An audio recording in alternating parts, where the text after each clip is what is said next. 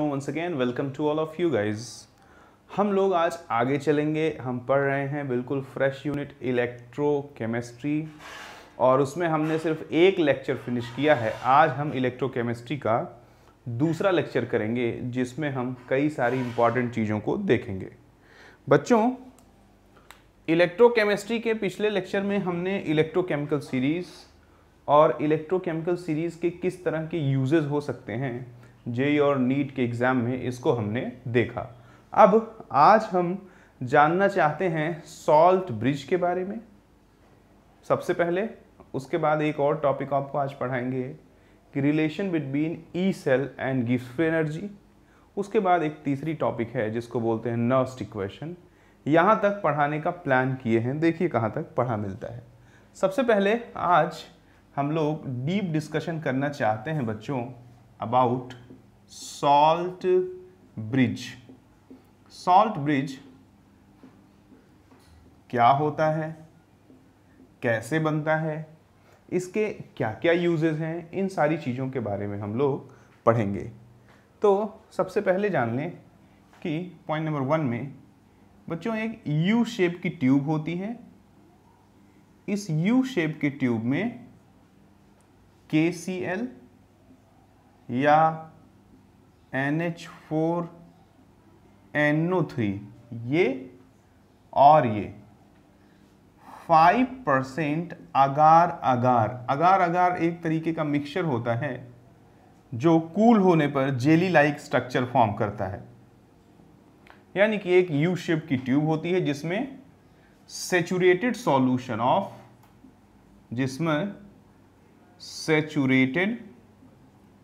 saturated solution of any one of these two, means either KCl or NH4NO3 with 5% agar saturated solution of KCl or NH4NO3 with 5% agar is used to fill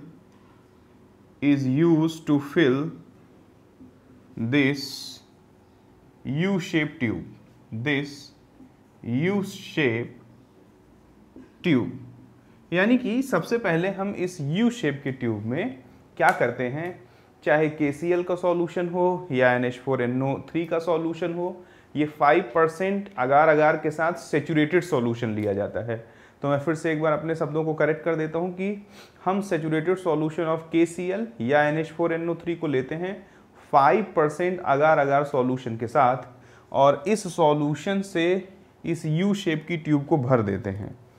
पहली बात। Point number 2, saturated solution आप जानते हैं कि जब और solute ना घुले, यानी जब किसी सॉल्यूशन में सॉल्यूट का घुलना बंद हो जाए तो उस सॉल्यूशन को बच्चों बोलते हैं सेचुरेटेड सॉल्यूशन। गाइस देखिए पॉइंट नंबर 2 में सॉल्यूशन इज हॉट, ये गर्म सॉल्यूशन रहता है। इसलिए point number 3, after filling the tube हम क्या करते हैं, we allow them to cool. हम उनको भरने के बाद ठंडा होने का वक्त देते हैं। जब इस saturated solution of KCl NH4NO3 with 5% अगार गरम करके इस यू शेप की ट्यूब में भर दिया जाता है, डाल दिया जाता है, तो उसके बाद क्योंकि गरम सॉल्यूशन जब इसमें डाला जाता है तो उसको ठंडा होने का टाइम दिया जाता है। ठंडा होने का टाइम क्यों दिया जाता है ये भी मैं बता देता हूँ। पॉइंट नंबर 4 में ये बात पता लग जाएगी कि आफ्टर सम टाइम होता क्या है बच्चों, कि after some time solution sets into jelly like structure. क्या कह रहा है, थोड़ी देर बाद ये जो सॉल्यूशन इसमें भरा गया है वो जेली लाइक स्ट्रक्चर में सेट कर जाता है। जैसे आप जैम जेली खाए ही होंगे, ब्रेड पे जैम लगाते हैं, चम्मच से निकालते हैं तो एक लुजलुजा सा चिपचिपा सा सॉलिड होता है वो, उसी तरह के स्ट्रक्चर में ये सॉल्यूशन पूरा अंदर कन्वर्ट हो जाता है। उसके बाद point after some time sets into jelly like structure. ठीक है। पॉइंट नंबर 5 में हम कह सकते हैं नाउ salt bridge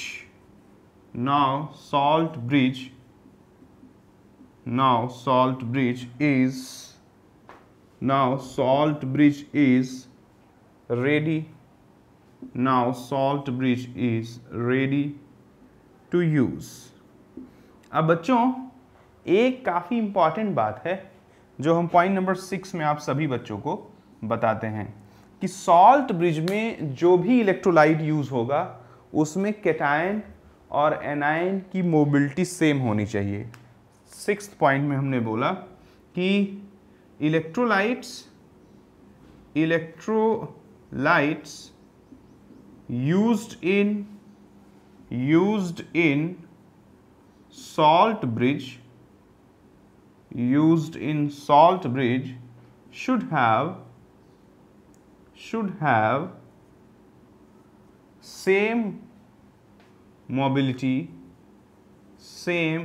को म्यू से रिप्रेजेंट करते हैं, same mobility for cation and anion. कहता है कि सॉल्ट ब्रिज में जो हम इलेक्ट्रोलाइट यूज करते हैं उसमें कैटायन और एनायन की मोबिलिटी सेम होनी चाहिए। बट बच्चों जो NH4NO3 है यानी अमोनियम नाइट्रेट, इसमें जो मोबिलिटी होता है कैटायन का वो मोबिलिटी ऑफ एनायन के बराबर नहीं होता है, फिर भी यूज़ में लाया जाता है। तो हमें इसके पीछे का लॉजिक देना पड़ेगा। NH4NO3 में अमोनियम की मोबिलिटी नाइट्रेट आयन की मोबिलिटी से डिफरेंट होता है, फिर भी इसका इस्तेमाल सॉल्ट ब्रिज में किया जाता है। तो सबसे पहला क्वेश्चन है कि क्यों? जब आपने थियरी में बता दिया कि सॉल्ट ब्रिज में हम उसी जो है इलेक्ट्रोलाइट का इस्तेमाल करते हैं जिसमें बच्चों कैटायन की और एनायन की मोबिलिटी सेम होती है। ठीक है, KCl में तो कैटायन और एनायन की मोबिलिटी सेम होती है, बट अमोनियम नाइट्रेट में कैटायन और एनायन की मोबिलिटी सेम नहीं होती है। तो इसके पीछे रीज़न है, वो रीज़न मैं आपको धीरे धीरे करके समझाता हूँ। एक बार फिर से सारी चीज़ों को रिकॉल कर दीजिए। आज हमारा टॉपिक है सॉल्ट ब्रिज। सॉल्ट ब्रिज एक यू शेप का ट्यूब होता है। सॉल्ट ब्रिज यू शेप का ट्यूब होता है और इसके अंदर सेचुरेटेड सॉल्यूशन ऑफ KCl और NH4NO3 विथ 5% अगार अगार भरा रहता है। और इसको जो सॉल्यूशन भरा गया रहता है वो गर्म होता है, इसलिए हम भरने के बाद थोड़ी देर कूल होने के लिए छोड़ देते हैं। कूल होने पर ये सेट कर जाता है जेली लाइक स्ट्रक्चर में, और जेली लाइक स्ट्रक्चर में सेट कर जाता है तो उसके बाद ये यूज़ करने के लिए तैयार रहता है। फिर 6 पॉइंट में हमने बोला है कि जो इसमें इलेक्ट्रोलाइट यूज़ होते हैं बच्चों, उसमें क्या होता है गाइस, कैटायन की और एनायन की मोबिलिटी सेम होती है। अब ज़रा ध्यान से देखना बात को। अगर कैटायन और एनायन की मोबिलिटी सेम होती है फिर भी जो एक दूसरा इलेक्ट्रोलाइट यूज़ होता है उसकी कैटायन और एनायन की मोबिलिटी जो है सेम नहीं होती है। तो देखो दोनों बातें कंट्राडिक्टरी हैं। थियरी में कह रहा है कि सॉल्ट ब्रिज के अंदर यूज़ होने वाले इलेक्ट्रोलाइट में कैटायन और एनायन की मोबिलिटी सेम होनी चाहिए। फिर आगे ही कह रहा है कि लेकिन NH4NO3 में कैटायन और एनायन की मोबिलिटी सेम नहीं होती है। तो ज़रा देखो क्यों, और क्यों मोबिलिटी सेम ना होने के बावजूद भी इसका इस्तेमाल किया जाता है। प्यारे बच्चों देखो,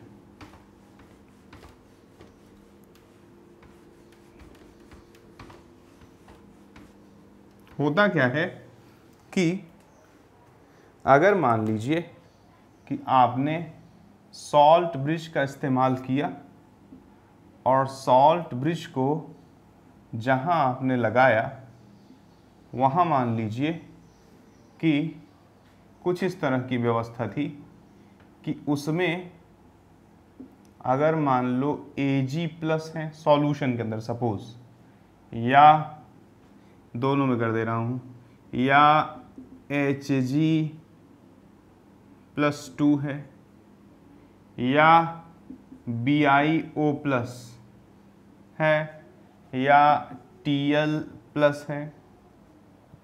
अगर जिस सॉल्यूशन में सॉल्ट ब्रिज डूबा रहता है, अगर उनमें इन चारों में से कोई एक कैटायन हुआ और गलती से तुमने इसमें KCl का इस्तेमाल कर रखा है, तो KCl का इस्तेमाल करोगे तो होता क्या है कि ये Ag प्लस Cl माइनस, जो इसका Cl माइनस है, इसके भाई पूरे में अगर इसमें भरा हुआ है इलेक्ट्रोलाइट जेली लाइक, तो Cl माइनस यहाँ भी तो रहेगा। और कैसे फंक्शन करता है काफ़ी डिटेल बताता हूँ। ये Ag प्लस जो है वो इस Cl माइनस से कंबाइन करके AgCl का प्रेसिपिटेट बना लेता है। ये BiO जो है वो BiOCl का प्रेसिपिटेट बना लेता है। जो Hg2 है वो HgCl2 का प्रेसिपिटेट बना लेता है। जो Tl है वो TlCl का प्रेसिपिटेट बना लेता है। तो अगर ये सब कैटायन हुए और सॉल्ट ब्रिज के मुंह को प्रेसिपिटेट बनाकर भर देंगे, तो बताओ सॉल्ट ब्रिज खराब हो जाएगा कि नहीं खराब हो जाएगा? और अगर सॉल्ट ब्रिज खराब हो जाएगा तो जो भी तुमने पीछे 5-6 स्टेप में मेहनत किया वो सब मेहनत पानी में फिर जाएगा। यानी कि अगर जो इलेक्ट्रोलाइट यूज़ कर रहे हो किसमें, हाफ सेल में, anode half cell, cathode half cell में, अगर उसमें गलती से ये सारे कैटायन अवेलेबल हैं तो कभी भी सॉल्ट ब्रिज के अंदर KCl मत डालना। भले ही KCl में K की मोबिलिटी Cl के मोबिलिटी के बराबर होती है, फिर भी नहीं डाला जाएगा। रीज़न ये है कि इन सब के साथ Cl माइनस प्रेसिपिटेट करा करके इस सॉल्ट ब्रिज के मुंह को बंद कर देगा, और जब उसका मुंह ही बंद हो जाएगा सॉल्ट ब्रिज बर्बाद हो जाएगा और फंक्शन नहीं कर पाएगा। और इसकी फंक्शनिंग अभी समझाएंगे तो और डिटेल में समझ में आ जाएगा। जब सॉल्ट ब्रिज फंक्शन नहीं कर पाएगा तो वैज्ञानिकों ने कहा भैया NH4NO3 ही ले लो यार, काहे को इतना आफत फैलाए हो। भले इनमें मोबिलिटी नहीं सेम है लेकिन एटलीस्ट सॉल्ट ब्रिज की जान निकलने से तो बच जाएगी ना। भले कोरोना की दवा नहीं है, रेमडेसिवियर दे देने से कुछ तो बचने की चांसेस आ जाते हैं ना। बोलो, भले ही ये मोबिलिटी सेम नहीं है, भले ही कंडीशन को फुलफिल नहीं करता, लेकिन जो मोबिलिटी सेम है वो तो इस सॉल्ट ब्रिज का मुंह ही बंद कर देंगे। और अगर वो इस सॉल्ट ब्रिज का मुंह ही बंद कर देंगे तो बताओ ये आउट ऑफ ऑर्डर हो जाएगा, किसी काम का नहीं रह जाएगा।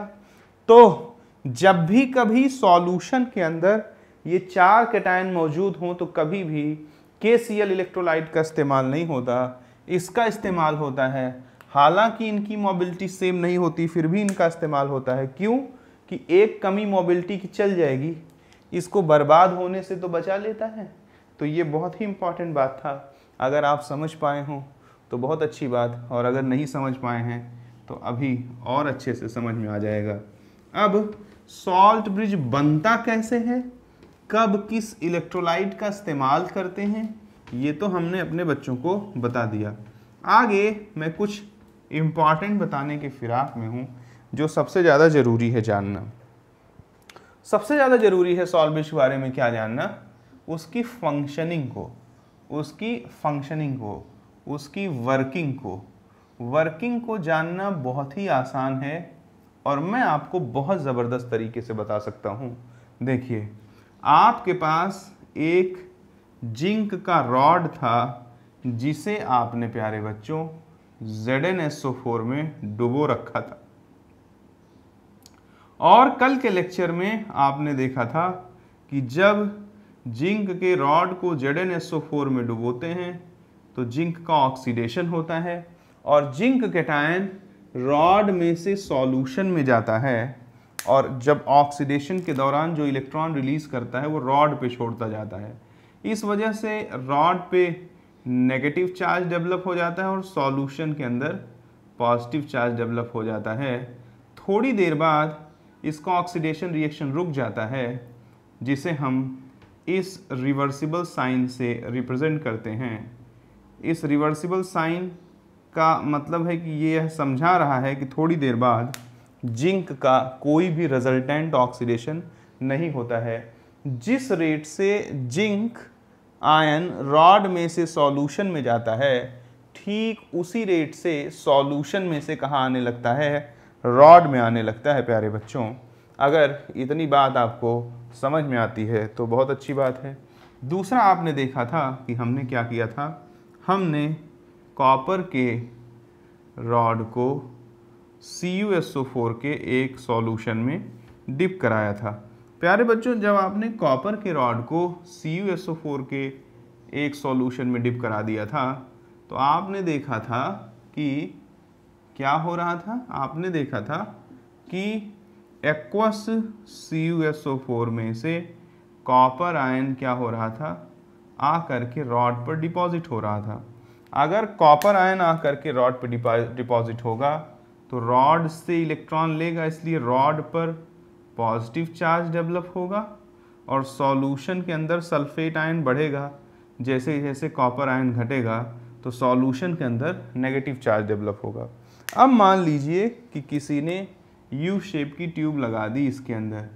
अब अगर वो यू शेप की ट्यूब लगाएंगे, आपको जानकारी के लिए बता दूं कि हम लोग, मेरा जो एजुकेशनल बैकग्राउंड है बच्चों, NIT जीबी नगर से केमिकल में मैंने इंजीनियरिंग कर रखी है। तो केमिकल में केमिस्ट्री से रिलेटेड काफ़ी जानकारियाँ दी जाती हैं जो प्रैक्टिकल तौर पे भी एप्लीकेबल होती हैं। तो वहाँ पर लैब में हम लोगों को इसे बनाना भी सिखाया गया था, सॉल्ट ब्रिज को।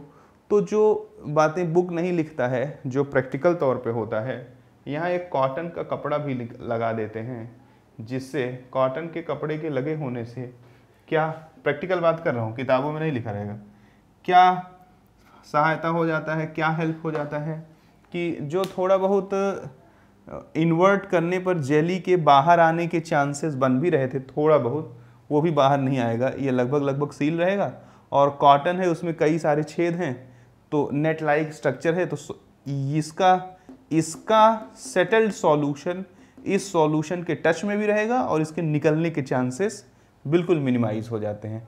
अब ज़रा देखो फंक्शनिंग की बात करें तो जब हम इसको और इसको, अगर हम ये सॉल्ट ब्रिज हटा दें तो ज़रा बताओ कि भर्र से ये सारे इलेक्ट्रॉन, यहाँ इलेक्ट्रॉनों की अधिकता है, यहाँ इलेक्ट्रॉनों की कमी है, तो क्या होंगे, ये एनोड है क्योंकि यहाँ पे क्या हो रहा है, ऑक्सीडेशन, और ये कैथोड है। ध्यान से सुनना, अब डिटेल में बताने चल रहा हूँ। क्यों? क्योंकि यहाँ पे क्या हो रहा है, रिडक्शन हो रहा है। तो जैसे ही एक्सटर्नल वायर से टच होंगे तो यहाँ पे इलेक्ट्रॉनों की अधिकता है, यहाँ पे इलेक्ट्रॉनों की कमी है, तो हर से इलेक्ट्रॉन क्या होगा, जिंक से कॉपर की तरफ मूव कर जाएगा, और जब जिंक से कॉपर की तरफ मूव कर जाएगा तो ये इलेक्ट्रॉनों का मूवमेंट है। इलेक्ट्रॉनों के मूवमेंट के जस्ट अपोजिट मूवमेंट होता है करंट का। इतना तो फिजिक्स में पढ़ते हो। अब बताओ, ऑक्सीडेशन रिएक्शन तो रुकी हुई है, यही जो इलेक्ट्रॉन बने हुए थे यही एक बार क्या होंगे, इधर चले जाएंगे, उसके बाद क्या होगा, 1, 2 सेकंड 3 सेकंड के लिए करंट मिलेगा, उसके बाद क्या हो जाएगा, करंट का मिलना बंद हो जाएगा। क्योंकि जब तक ये रिएक्शन फॉरवर्ड डायरेक्शन में नहीं चलेगी तब तक लगातार इलेक्ट्रॉन नहीं बनेंगे, और जब तक ये रिएक्शन फॉरवर्ड नहीं चलेगी तब तक लगातार इलेक्ट्रॉन नहीं बनेंगे, और जब तक लगातार इलेक्ट्रॉन नहीं बनेंगे तब तक लगातार एनोड से कैथोड की तरफ इलेक्ट्रॉन का मूवमेंट नहीं होगा। जब तक लगातार इलेक्ट्रॉनों का मूवमेंट एनोड से बच्चों कैथोड की तरफ ना हो तब तक हमें लगातार करंट नहीं मिलेगी। और हम कभी भी किसी सेल का इस्तेमाल करते हैं तो लगातार करंट चाहिए, इसलिए करते हैं, रुक रुक के करंट लेने के लिए नहीं करते हैं किसी सेल का इस्तेमाल। फिर से सुन लेना, अगर मैं 1 मिनट को आपसे कह दूं कि सॉल्ट ब्रिज को एज्यूम करना बंद कर दो, सॉल्ट ब्रिज को गायब कर दो इस डायग्राम में से, तो जो ये रिवर्सिबल रिएक्शन पाने के लिए जितना इलेक्ट्रॉन प्रोड्यूस किया है वो पूरा का पूरा इस जिंक के रॉड पे होगा, और जो यहाँ पॉजिटिव चार्ज डेवलप हुआ है वो पूरा का पूरा कॉपर रॉड पे होगा। जैसे ही एक्सटर्नल वायर के थ्रू एक दूसरे के संपर्क में आएंगे, इलेक्ट्रॉनों का धड़ाधड़ फ्लो इधर हो जाएगा और इलेक्ट्रॉनों का धड़ाधड़ फ्लो हो जाएगा, और 1 सेकंड के लिए हमें करंट मिल जाएगी। फिर ये रिएक्शन तो इक्विलिब्रियम पे है। अगर ये रिएक्शन इक्विलिब्रियम पे है बच्चों तो जरा देखो, जब तक कंटिन्यू ये रिएक्शन फॉरवर्ड नहीं जाएगी तब तक कंटिन्यू इलेक्ट्रॉन नहीं बनेगा। जब तक कंटिन्यू इलेक्ट्रॉन नहीं बनेगा तब तक कंटिन्यू जिंक से इलेक्ट्रॉन कॉपर पे नहीं जाएगा। जब तक कंटिन्यू जिंक से इलेक्ट्रॉन कॉपर पे नहीं जाएगा तब तक कंटिन्यू करंट नहीं मिलेगी। तो करता क्या है, इसको मेंटेन करता है सॉल्ट ब्रिज। सॉल्ट ब्रिज में 2 तरह के आयन हैं, एक तो है K+, एक है Cl-। अगर हम KCl मिला रहे हैं तो देखो इस सॉल्यूशन में पॉजिटिव चार्ज की मात्रा ज़्यादा है, तो ये Cl माइनस इधर आएगा, और ये जेली लाइक जो स्ट्रक्चर होता है वो नेट स्ट्रक्चर होता है, उसमें इलेक्ट्रोलाइट के आयंस मूव कर सकते हैं। नहीं तो सोचो कि सर कैसे मूव करेंगे, नेट जैसा स्ट्रक्चर होता है। Cl माइनस आएगा, जरा देखो करेगा क्या। Cl माइनस आएगा Zn+2 के साथ Cl माइनस कंबाइन करके ZnCl2 बना देगा, यानी कि हमें 2 Cl माइनस की जरूरत लगेगी। अब जैसे ही जिंक ये क्या होगा, ये सॉल्यूशन में घुल जाएगा, सॉल्युबल है उसी में घुला रहेगा, ठीक है। अब जैसे ही जिंक आयन कंज्यूम हुआ, जिंक आयन के कंज्यूम होते ही ली चैटलियर के हिसाब से ये रिएक्शन किधर जाएगी, फॉरवर्ड, क्योंकि ली चैटलियर कहता है कि इक्विलिब्रियम पर टेम्परेचर, प्रेशर, कंसंट्रेशन में से किसी एक या तीनों में चेंज कर दोगे तो रिएक्शन हमेशा उस डायरेक्शन में जाएगी जिधर किए गए चेंज का इफेक्ट खत्म हो जाए। तुमने Cl माइनस से जिंक आयन को खा लिया, उसका इफेक्ट कब खत्म होगा, जब और जिंक आयन बढ़ जाए। यानी ये रिएक्शन जैसे ही ये Cl माइनस आएगा, जिंक आयन को कंज्यूम करेगा, ZnCl2 बनाएगा, तुरंत रिएक्शन नंबर 1 फॉरवर्ड जाने लगेगी। जैसे रिएक्शन नंबर 1 फॉरवर्ड जाने लगेगी, तुरंत इलेक्ट्रॉन यहाँ पर बनने लगेगा। जैसे ही यहाँ पर इलेक्ट्रॉन बनने लगेगा तो जरा देखो तुरंत इलेक्ट्रॉन का मूवमेंट यहाँ होने लगेगा। क्यों, क्योंकि जरा देखो यहाँ पर नेगेटिव आयन ज़्यादा है, देखो, और पॉजिटिव आयन कम है क्योंकि कॉपर डिपॉजिट हो चुका है। जरा देखो नेगेटिव आयन ज़्यादा है तो यहाँ कौन मूव करेगा, भाई यहाँ पॉजिटिव आयन ज़्यादा थे तो नेगेटिव को खींचे, यहाँ नेगेटिव ज़्यादा है तो किसको खींचेंगे, पॉजिटिव को खींचेंगे, ये K+ आएगा। यहाँ पर ये इक्विलिब्रियम पहले था, Cu+2 इलेक्ट्रॉन गिव्स Cu, ये एक्वस है and this one is the solid. अब जरा देखो यहाँ पर सल्फेट आयन की अधिकता है, अब सल्फेट आयन को K+ आएगा तो K2SO4 में बना करके घोल लेगा सॉल्यूशन के अंदर।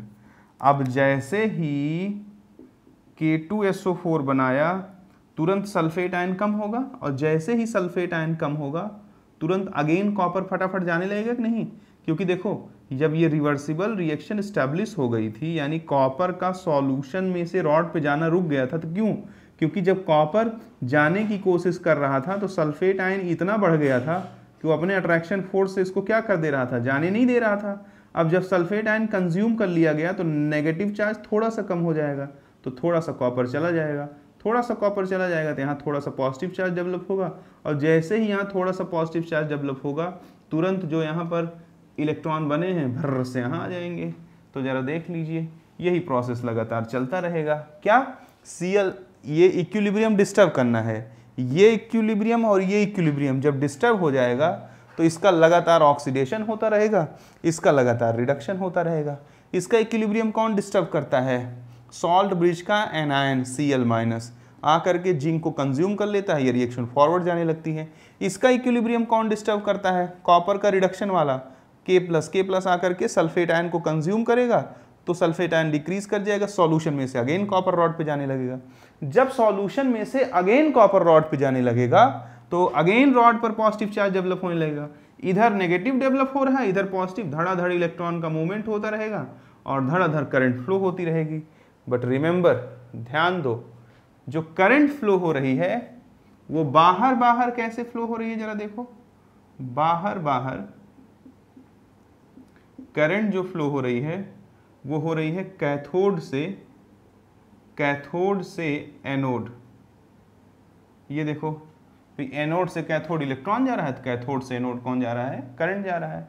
लेकिन अंदर अंदर, अगर अंदर अंदर की बात करें तो अंदर अंदर करंट कैसे फ्लो हो रहा है, भाई पॉजिटिव चार्ज के फ्लो के डायरेक्शन में करंट का फ्लो लेते हो या नेगेटिव चार्ज के अपोजिट डायरेक्शन लेते हो। तो नेगेटिव चार्ज ऐसे जा रहा है तो अंदर अंदर करंट ऐसे जाएगा, पॉजिटिव चार्ज ऐसे ऐसे जा रहा है तो अंदर अंदर करंट ऐसे आएगा।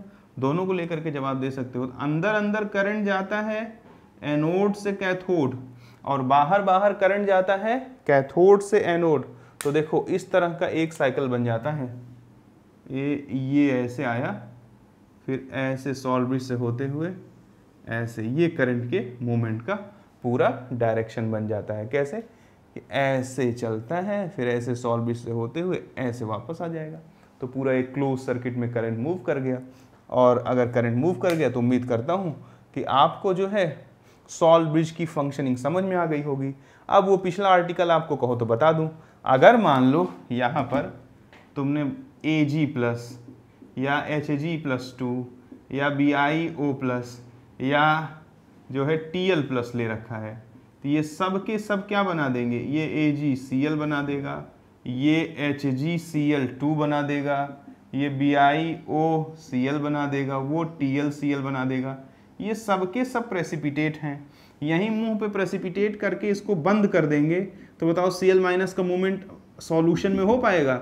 जब Cl- का मूवमेंट सॉल्यूशन में नहीं हो पाएगा तो बताओ ये रिएक्शन तड़ से रुक जाएगी, और जब ये रिएक्शन रुक जाएगी तो पूरी पूरी बैटरी बेकार हो जाएगी। तो समझ में आया कि नहीं कि जब ये कैटायन होंगे सॉल्यूशन के अंदर तो कभी भी सॉल्ट ब्रिज के अंदर KCl का इस्तेमाल नहीं होगा, बजाय KCl के NH4NO3 का इस्तेमाल होगा। इवन कैटायन और एनायन की मोबिलिटी सेम नहीं है, फिर भी जो इस्तेमाल होगा वो किसका होगा, NH4NO3 का होगा। उम्मीद करता हूँ कि मैं कुछ आपको सिखा पाया हूँगा प्यारे बच्चों। अगर आप सीख पाए हैं तो बहुत अच्छी बात, और अगर नहीं सीख पाए हैं तो फिर इसको बार बार देखिए, कोई दिक्कत हो तो बताइए, एक और एफर्ट किया जाएगा। आगे चलते हैं, आगे चल करके हम इसके यूजेस को देखेंगे। इनके यूजेस भी बहुत खतरनाक हैं। हमने सॉल्ट ब्रिज का फॉर्मेशन देखा, फॉर्मेशन के बाद हमने वर्किंग देखी, वर्किंग के बाद बच्चों अब हम लोग इसके यूजेस पे वर्क करेंगे। सॉल्ट ब्रिज का जो यूज़ है वो अच्छा यूज़ है, काफ़ी ट्रिकी और टेक्निकल भी है। आप एक एक करके देखते जाएं। सबसे पहला use, it maintains electrical neutrality,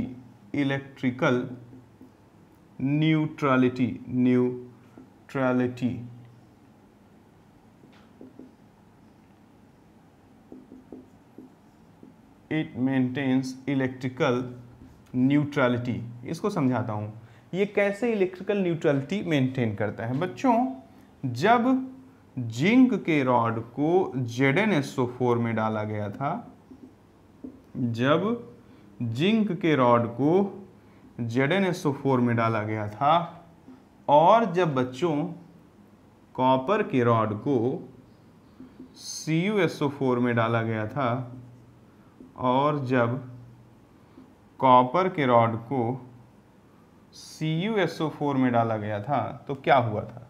हमने देखा था कि यहाँ सॉल्यूशन के अंदर क्योंकि जिंक का ऑक्सीडेशन होता है तो पॉजिटिव चार्ज बढ़ जाता है, और हमने देखा था कि यहाँ सॉल्यूशन के अंदर क्योंकि कॉपर का रिडक्शन होता है तो नेगेटिव चार्ज बढ़ जाता है। अब जरा देखो, अगर यहाँ पर पॉजिटिव चार्ज बढ़ गए, यहाँ पर नेगेटिव चार्ज बढ़ गए, तो इन्हीं चार्जेस की बढ़ने की वजह से ही तो रिएक्शन रुक जाता है। भाई यहाँ पॉजिटिव चार्ज बढ़ जाते हैं तो जिंक को अपने में आने नहीं देते, यहाँ नेगेटिव चार्ज बढ़ जाते हैं तो कॉपर को सॉल्यूशन में से जाने नहीं देते हैं, पीछे से खींचते हैं। तो यही चार्ज जो बढ़ते हैं इसी वजह से तो जिंक का ऑक्सीडेशन रुक जाता है और एक रिवर्सिबल रिएक्शन एस्टेब्लिश हो जाती है, और इसी नेगेटिव चार्ज के इंक्रीज होने की वजह से कॉपर का रिडक्शन रुक जाता है, और कॉपर का जब रिडक्शन रुक जाएगा तो एक इक्विलिब्रियम एस्टेब्लिश हो जाता है। तो ज़रा देखो, जैसे ही हम सॉल्ट ब्रिज लगाते हैं तो सॉल्ट ब्रिज के लगाते ही आपने पीछे देखा फंक्शनिंग में कि क्या हो रहा था बच्चों, बहुत ध्यान से देखना।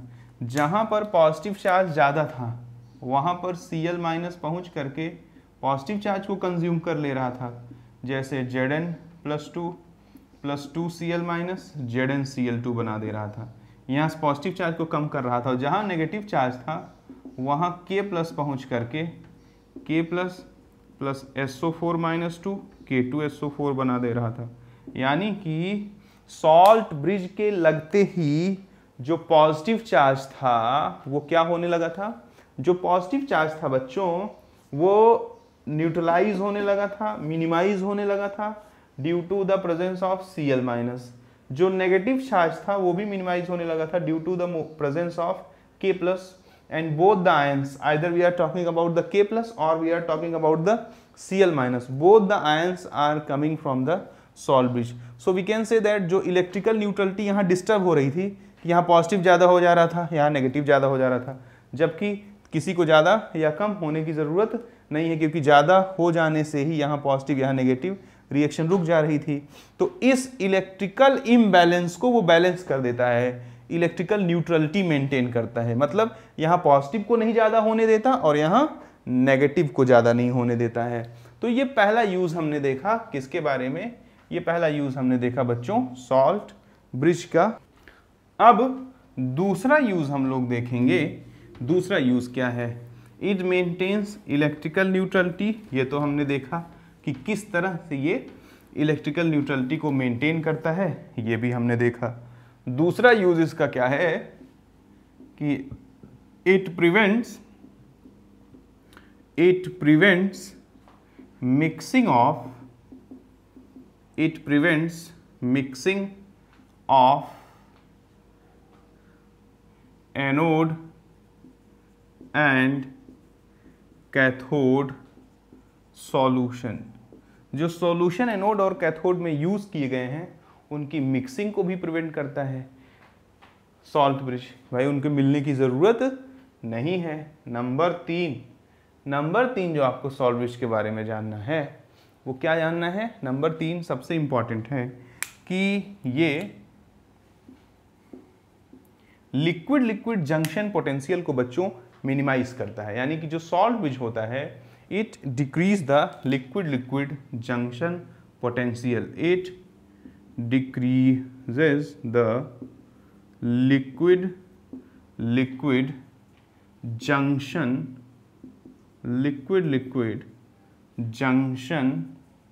पोटेंशियल।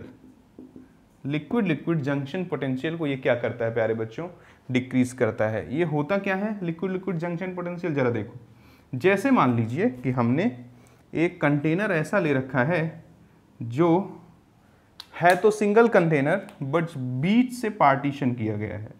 अब अगर हमने क्या किया, जिंक के रॉड को इसमें डुबो दिया। सपोज करो किसी ने जिंक के रॉड को इसमें डुबो दिया और किसी ने कॉपर के रॉड को इसमें डुबो दिया। अब जरा देखो, जिंक के रॉड को जब डुबोते हो तो सॉल्यूशन के अंदर पॉजिटिव चार्ज बढ़ जाता है। अब कैसे बढ़ता है 1000 बार बोल चुके हैं। कॉपर के रॉड को जब डुबोते हो तो सॉल्यूशन के अंदर नेगेटिव चार्ज बढ़ जाता है। अब सॉल्यूशन के अंदर जब नेगेटिव चार्ज बढ़ जाएगा और सॉल्यूशन के अंदर जब पॉजिटिव चार्ज बढ़ जाएगा तो बताओ ये पॉजिटिव इस नेगेटिव को अपनी तरफ खींच लेंगे और यहाँ एक पोटेंशियल जनरेट हो जाएगा कि नहीं। आप ज़रा देखो, अगर इस सेल की वजह से इलेक्ट्रॉन ऐसे मूव करना चाह रहा है तो ये जो पोटेंशियल डेवलप किया है वो इलेक्ट्रॉन को ऐसे मूव कराएगा कि नहीं। भाई नेगेटिव से पॉजिटिव की तरफ धक्का मारेगा इलेक्ट्रॉन को। यानी कि यहाँ जो एक पोटेंशियल डेवलप हुआ वो इलेक्ट्रॉन को बिल्कुल अपोजिट घुमाना चाहेगा जैसे ये सेल घुमा रहा है उसके। तो बताओ ये एक बहुत बड़ा प्रॉब्लम क्रिएट हो गया कि नहीं। इस सेल के अंदर ही ऐसी घटना चलने लगी जो इस कंप्लीट सेल का विरोध कर रही हैं। अगर इस सेल के अंदर ही ऐसी घटना चलने लगी जो इस कंप्लीट सेल का विरोध कर रही हैं तो ज़रा आप बताओ ये अच्छी बात है क्या। बिल्कुल भी अच्छी बात नहीं है। जैसे ही हम सॉल्ट ब्रिज लगाएंगे प्यारे बच्चों तो सॉल्ट ब्रिज के लगाते ही क्या होगा, Cl माइनस मूव करेगा जहाँ पर कैटायन ज़्यादा होगा और K प्लस मूव करेगा जहाँ पर एनायन ज़्यादा होगा और ये कैटायन और एनायन कंज्यूम हो जाएंगे तो ये जो पोटेंशियल डेवलप हुआ था ये ख़त्म हो जाएगा। तो हम कह सकते हैं कि सॉल्ट ब्रिज के प्रेजेंस में ही लिक्विड जंक्शन पोटेंशियल क्या हो जाता है, ख़त्म हो जाता है। समझ में आया कि नहीं आया। ज़्यादा हमने डायग्राम वगैरह नहीं बनाया। अगर नहीं समझ में आया है तो लो भैया पूरा हम बना देते हैं। It decreases liquid junction potential. ज़रा देखिए, मान लीजिए हमारे पास एक ऐसा कंटेनर हो जो बीच से 2 पार्ट में बटा हुआ है।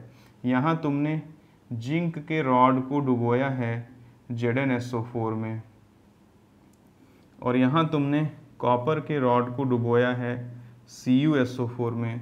इसको तुमने एक्सटर्नल वायर के थ्रू जोड़ा है। अब इतना तो मान लो कि यहाँ पॉजिटिव चार्ज हो जाएगा डेवलप और यहाँ नेगेटिव चार्ज, क्योंकि जिंक का ऑक्सीडेशन होगा और कॉपर का रिडक्शन होगा। अब आपको मालूम है कि इलेक्ट्रॉन इधर से इधर मूव करते हैं, लेकिन ये जो पोटेंशियल डेवलप हो रहा है यहाँ इंटरफेस पर ये इलेक्ट्रॉन को इधर से इधर घुमाना चाहेगा, यानी सेल के अंदर ही सेल का विरोध होने लगा। बट जैसे ही तुम सॉल्ट ब्रिज लगाओगे, सॉल्ट ब्रिज के लगाए जाते ही क्या होगा, यहाँ के प्लस यहाँ पर Cl माइनस आकर के पॉजिटिव को न्यूट्रलाइज कर देगा, यहाँ पर के प्लस आकर के नेगेटिव को न्यूट्रलाइज कर देगा, और ये सॉल्ट ब्रिज जो liquid liquid junction potential develop हुआ है उसे ख़त्म कर देगा। और लिक्विड लिक्विड जंक्शन पोटेंशियल का ख़त्म होना बहुत ही ज़्यादा ज़रूरी है, यानी कि मतलब होना ही चाहिए इसको, नहीं तो सेल का सेल के अंदर ही विरोध होने लगेगा। ये बात बिल्कुल ही एक्सेप्टेबल नहीं है। तो यहाँ से ख़त्म होता है सॉल्ट ब्रिज। उम्मीद करता हूँ कि सॉल्ट ब्रिज के रिगार्डिंग मैंने ज़रूर आपको कुछ सिखाया होगा। ये बातें बिल्कुल ही यूनिक हैं, अगर आप इसको मैनर्ड वे में देखेंगे और समझेंगे तो बहुत सारी चीज़ें आपको समझ में आएंगी। अगर मैनर्ड वे में नहीं देखेंगे, नहीं समझेंगे तो ज़रूर थोड़ा तकलीफ बढ़ेगा। हमने आपको सॉल्ट ब्रिज का फॉर्मेशन बताया, सॉल्ट ब्रिज के फॉर्मेशन के बाद हमने बताया कि किस तरीके से सॉल्ट ब्रिज की फंक्शनिंग होती है। सॉल्ट ब्रिज के फंक्शनिंग के बाद हमने आपको बताया कि इसके यूजेस क्या क्या हैं, और साथ साथ में हमने ये भी बताया कि सॉल्ट ब्रिज में यूज़ होने वाले इलेक्ट्रोलाइट में कैटायन और एनायन की मोबिलिटी सेम होनी चाहिए। उसके बावजूद भी एक ऐसा इलेक्ट्रोलाइट यूज़ करते हैं जिसमें कैटायन और एनायन की मोबिलिटी सेम नहीं होती है। क्यों यूज़ करते हैं ये भी मैंने आपको बताया। गाइस, इसके बाद आगे चलते हैं और सॉल्ट ब्रिज के बाद अगला आर्टिकल हम लोग लेते हैं जो कि बहुत इंपॉर्टेंट है।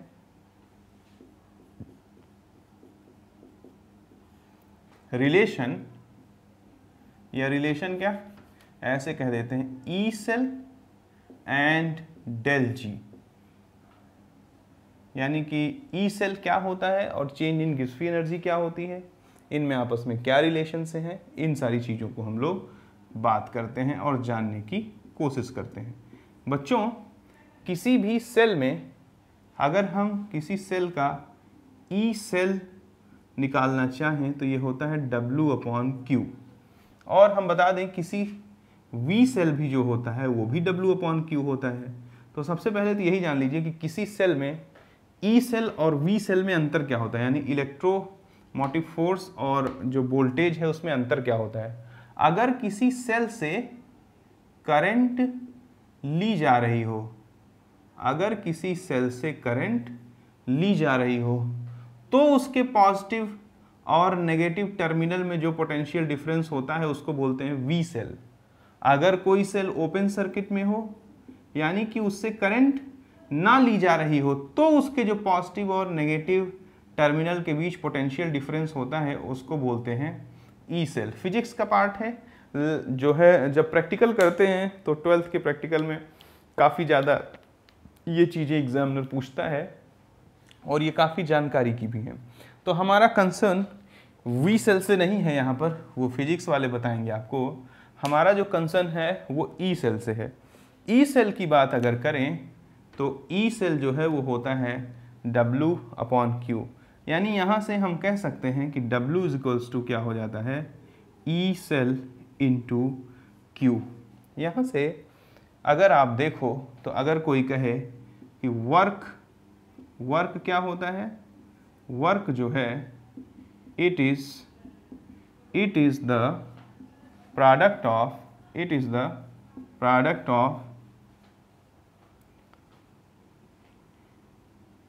ई सेल एंड चार्ज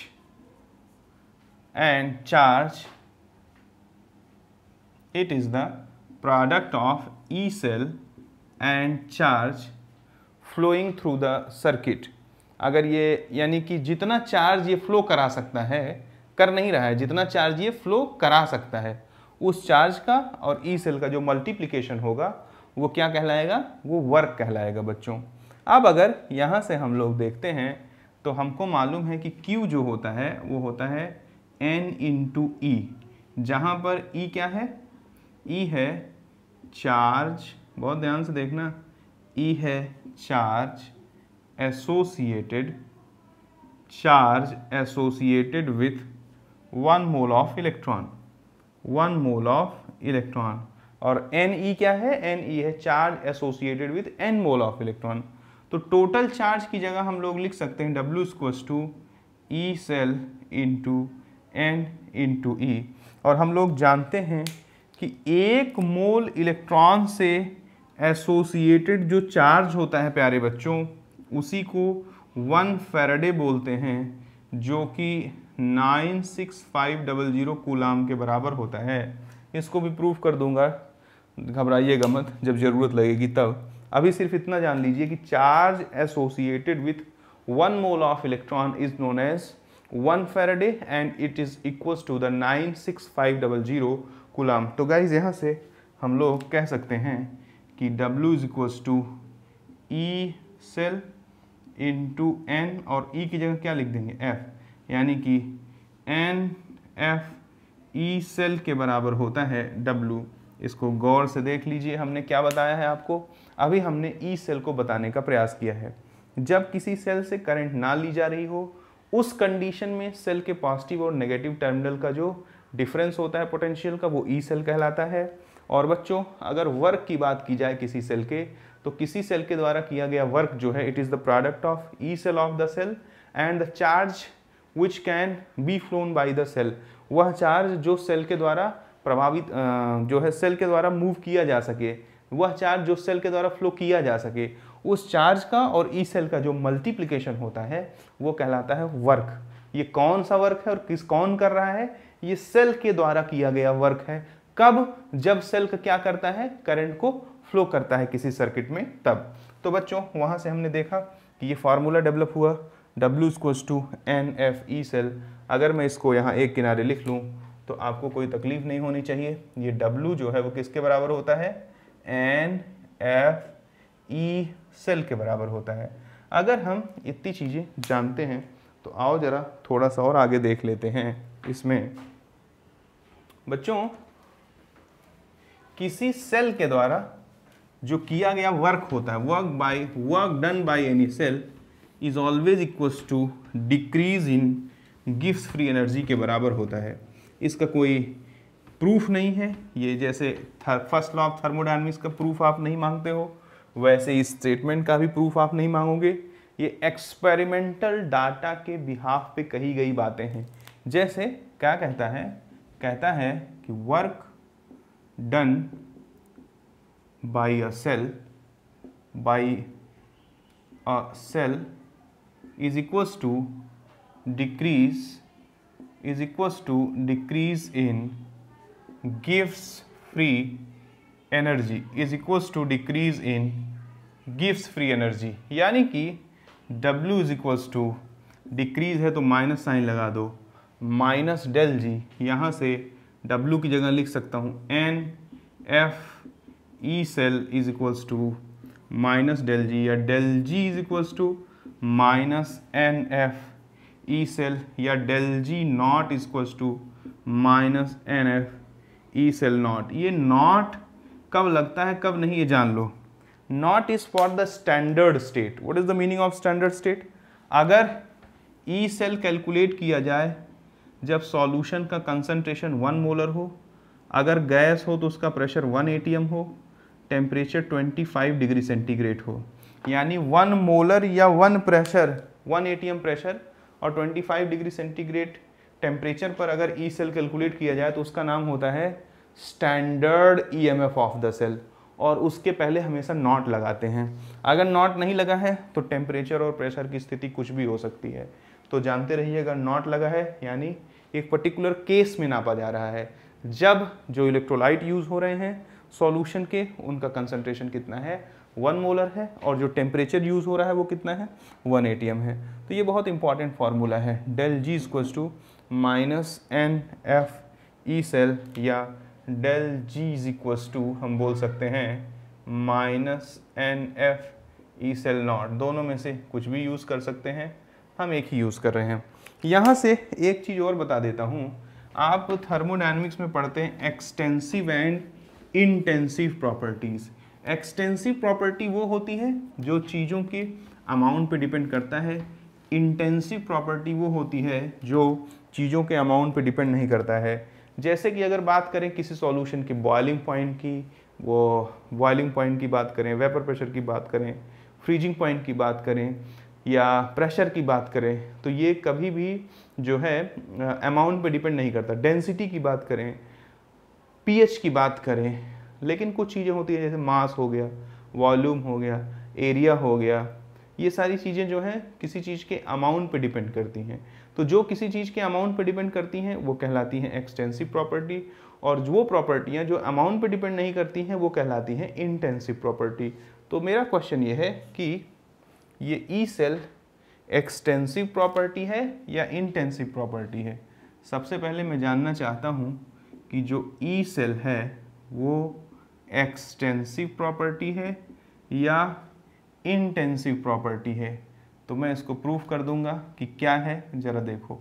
हम लोग जानते हैं, मान लो कि A से बन रहा है A+ और इसमें 1 मोल इलेक्ट्रॉन रिलीज़ हो रहा है, या A+2 बन रहा है, इसमें 2 मोल इलेक्ट्रॉन रिलीज़ हो रहा है।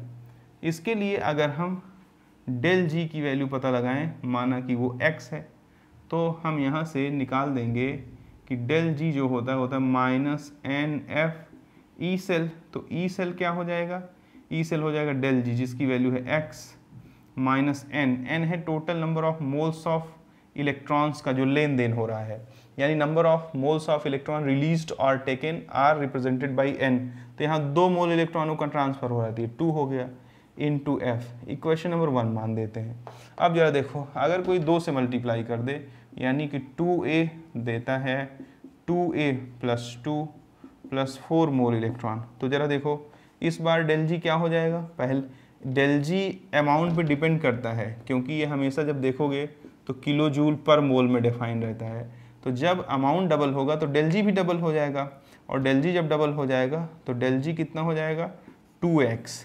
तो ज़रा देखो ई सेल कितना हो गया -2x अपॉन यहाँ पर कितने मोल इलेक्ट्रॉनों का ट्रांसफ़र हो रहा है 4 × f। यहाँ से भी सॉल्व करोगे तो -x/2f।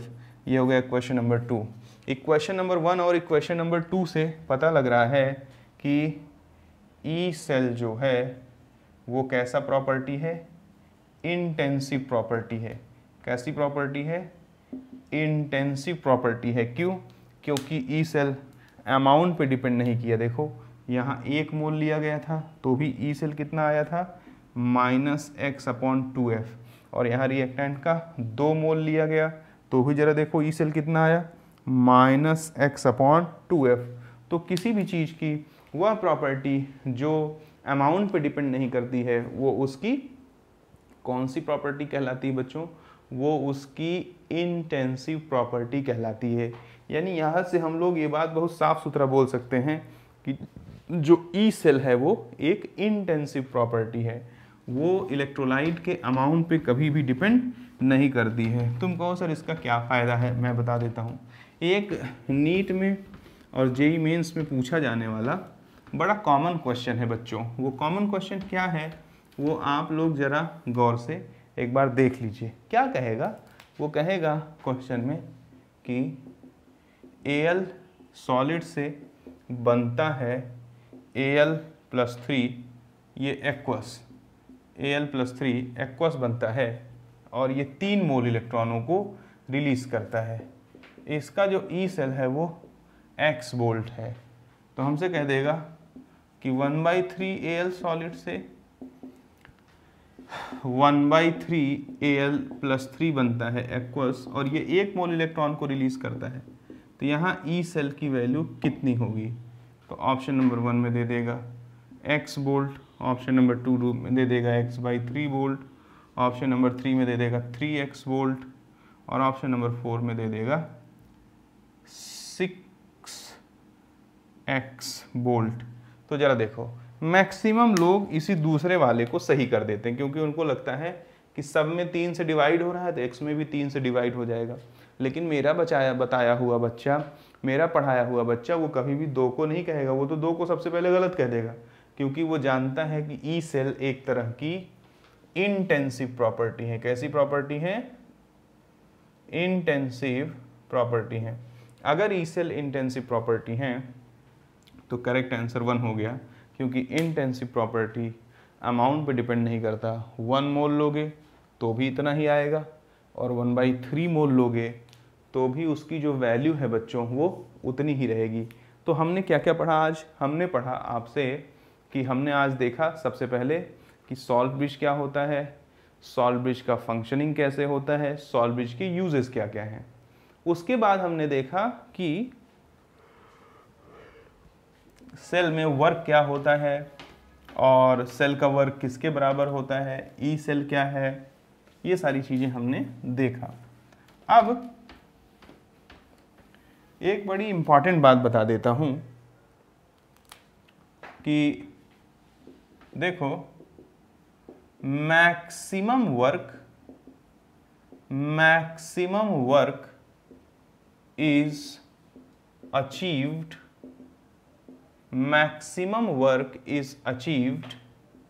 इन रिवर्सिबल प्रोसेस। तो सबसे पहले यही बात आ गई सर, रिवर्सिबल प्रोसेस क्या होता है? जब ड्राइविंग फोर्स में और अपोजिंग फोर्स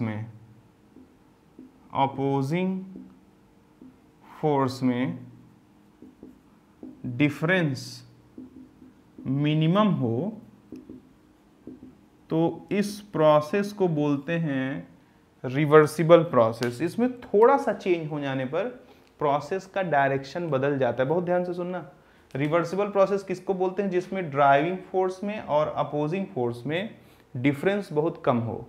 इसमें थोड़ा सा चेंज कर देने पर प्रोसेस का डायरेक्शन बदल जाता है। जैसे अगर एक 5 किलोग्राम का लोहे का टुकड़ा एक इंसान धकेल रहा है और 10 न्यूटन का फोर्स लगा रहा है, धकेलता चला जा रहा है। इस स्थिति में यहाँ पर खड़े हुए इंसान को कुछ वर्क तो जरूर ही करना पड़ेगा। फिर मैं एक दूसरा केस एज्यूम कर देता हूँ, ये मान लिया case 1 and this one is the case 2। मान लीजिए कि एक 5 किलोग्राम का ही लोहे का टुकड़ा है प्यारे बच्चों, जिसको एक इंसान क्या कर रहा है? धक्का दे रहा है।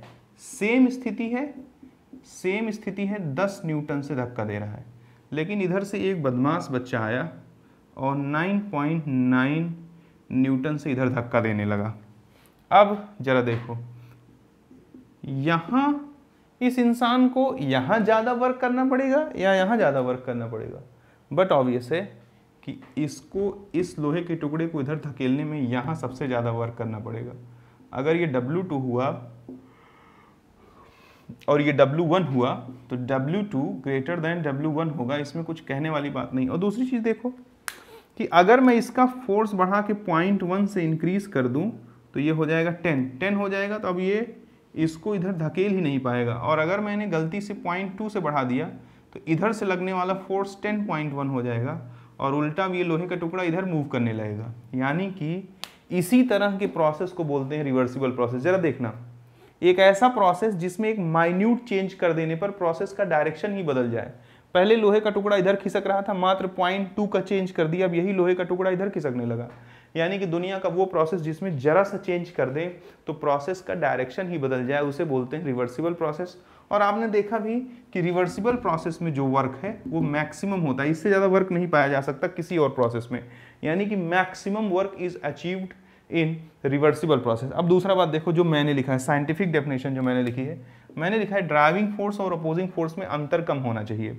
जरा देखो, ये 10 का लगा रहा है, ये 9.9 का लगा रहा है, तो जो डिफरेंस है वो 0.1 का है। अगर ये 10 का लगा रहा होता और ये 2 का, तो डिफरेंस जो है वो कितने का हो जाता? 8 का। अब 0.1, 0.2, 0.3 नहीं, 2, 3, 4, 5 न्यूटन से भी बढ़ा देते तो भी ये लोहे का टुकड़ा उधर न जाता। और अगर 2, 3, 4, 5 से भी बढ़ाने पर लोहे का टुकड़ा उधर न जाता, तो जरा देखो डेफिनेशन में फिट बैठ रहा है क्या? क्योंकि डेफिनेशन कहता है कि ऐसा प्रोसेस जिसमें थोड़ा सा चेंज कर दें और डायरेक्शन बदल जाए, उसी को रिवर्सिबल प्रोसेस बोलते हैं। अब अगर तुमने अपोजिंग फोर्स 2 का लगाया है तो थोड़ा सा चेंज कर दोगे, डायरेक्शन बदल जाएगा। थोड़ा सा क्या, 3, 4, 5, 6, 7, 8 तक जाओगे, कम से 2 का लगा रहे हो, कम से कम तुम 9 का फोर्स लगाओगे एक्स्ट्रा, तब जा करके डायरेक्शन चेंज होगा। तो ये रिवर्सिबल का कंडीशन नहीं हुआ। रिवर्सिबल का कंडीशन तब हुआ जब ड्राइविंग फोर्स और अपोजिंग फोर्स में डिफरेंस बहुत कम हो। डिफरेंस बहुत कम होगा तभी जरा सा चेंज कर देंगे तो प्रोसेस का डायरेक्शन बदल जाएगा। तो अब उम्मीद करता हूं कि आप समझ गए होंगे कि रिवर्सिबल प्रोसेस बोलते किसको हैं। एक ऐसा प्रोसेस जिसमें ड्राइविंग फोर्स और अपोजिंग फोर्स में डिफरेंस बहुत कम हो उसे बोलते हैं रिवर्सिबल प्रोसेस। और you can define it in another manner कि वह प्रोसेस जिसमें जरा सा चेंज कर देने पर पूरे प्रोसेस का डायरेक्शन ही चेंज हो जाता है, उसे बोलते हैं अपन रिवर्सिबल प्रोसेस। अब रिवर्सिबल प्रोसेस तो हमने बोल दिया। अब ऊपर हमने लिखा है कि maximum work is achieved in reversible process. तो ये तो किसी को तकलीफ नहीं देना चाहिए क्योंकि सबने देखा कि W2 is greater than W1 और W2 से ज़्यादा वर्क और कुछ नहीं हो सकता उस कंडीशन के लिए। अब जरा देखो, अगर मान लो हमारे पास एक सेल है, suppose we have a cell which is working in reversible manner. ध्यान से देखना क्या बोल रहा हूं, suppose we have a cell which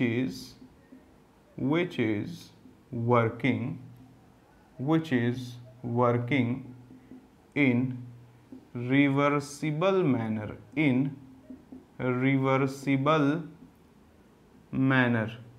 reversible manner में कोई सेल काम करेगा तो कैसी स्थिति होगी जरा देखो। ये रहा एनोड, ये रहा कैथोड, इसमें डुबोया जिंक, इसमें डुबोया copper,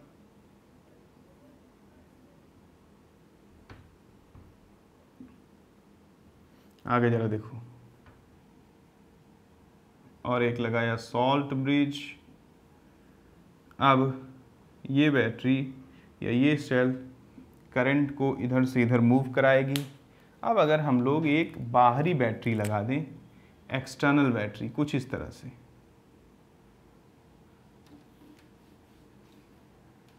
working in reversible manner यहां लिख देते हैं। सपोज करिए कि हम एक बैटरी लगा देते हैं जो कि रिवर्सिबल मैनर में काम कर रही है। तो बैटरी हम लगाते हैं ऐसे, देखिए ऐसे,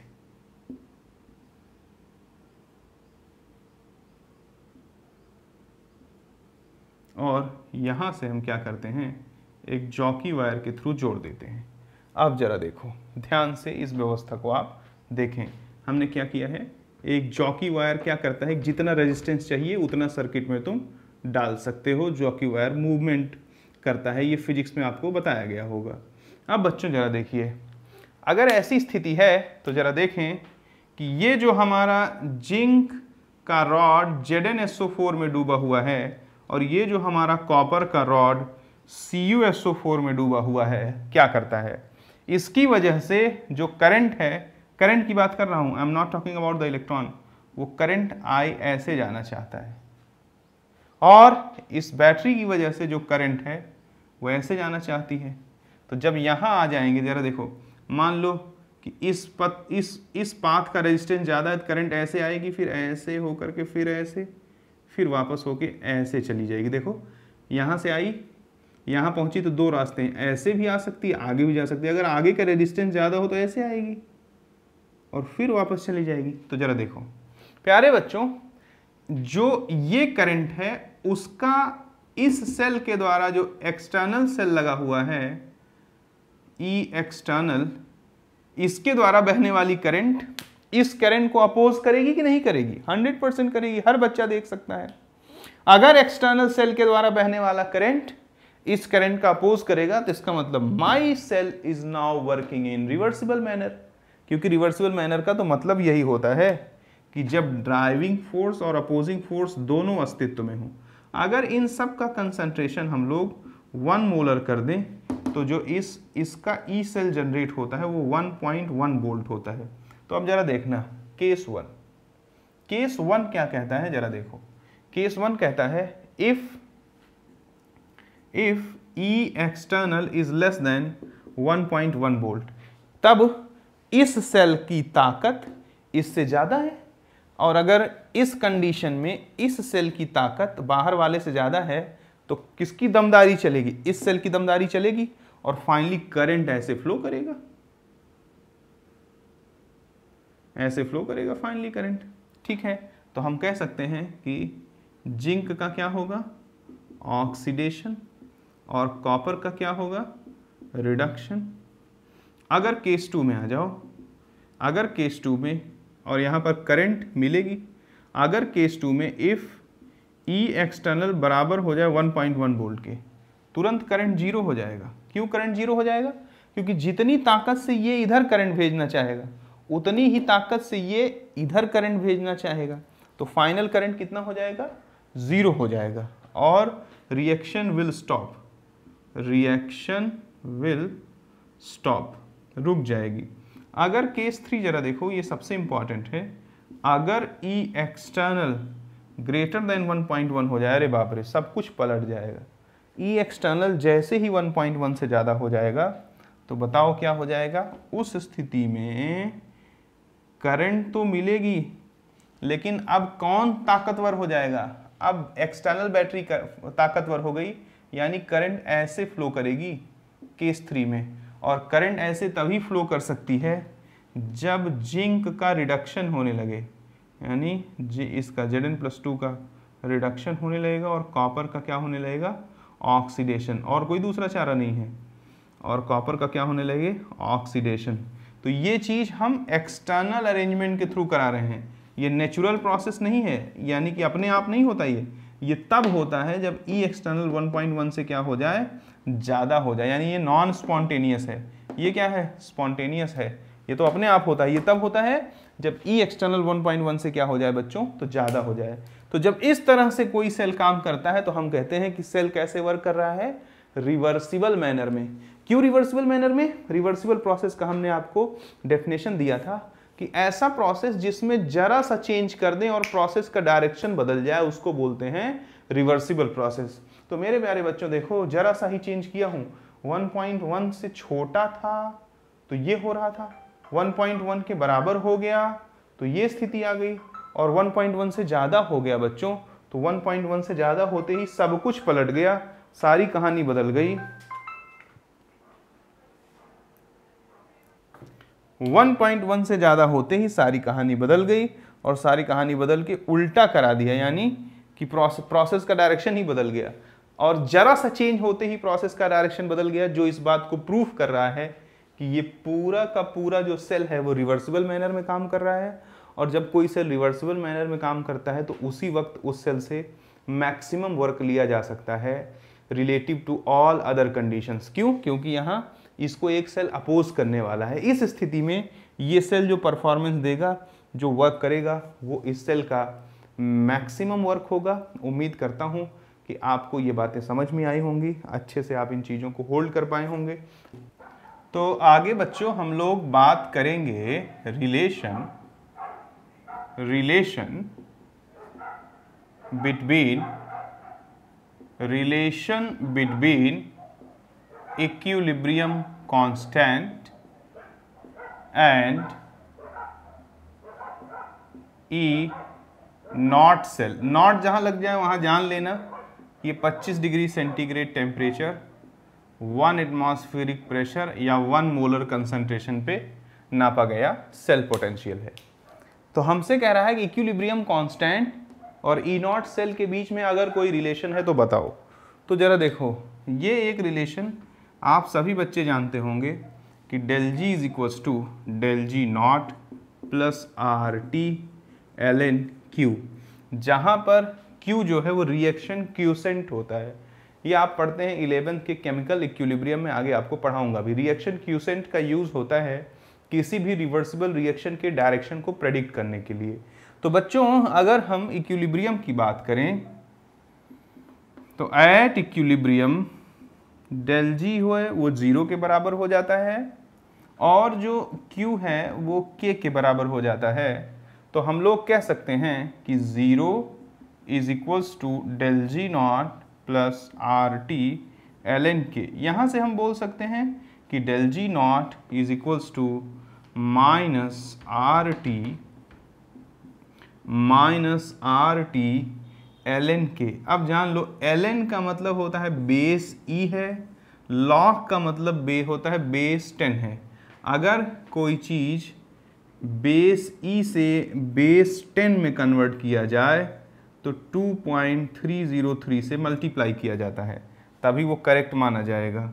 तो ज़रा देखो, ये बेस ई है, हम यहाँ डेल जी नॉट की जगह क्या लिख सकते हैं, minus N F E naught cell लिख सकते हैं। ये हो जाएगा minus R T 2.303 log K, यहाँ से ई नॉट सेल की वैल्यू हो जाएगी R T into 2.303 N F into log K. अगर बच्चों 25 डिग्री सेंटीग्रेड पर इतने की वैल्यू निकाली जाए, आर वार सबकी वैल्यू पुट की जाए, तो 25 डिग्री सेंटीग्रेड पर उतने की वैल्यू आती है 0.059। तो ई सेल क्या हो जाएगा, 0.0592 upon N log K. Very important relation, ये आपको standard EMF of cell provide कर देगा अगर आपको सीधे क्या पता हो, किसी भी रिवर्सिबल रिएक्शन का इक्विलिब्रियम कांस्टेंट मालूम हो, तो इस इक्वेशन के थ्रू हम उस सेल का क्या पता लगा सकते हैं, ई नॉट की वैल्यू पता लगा सकते हैं, जहां पर एन क्या है, N is the transfer number of moles of electron है।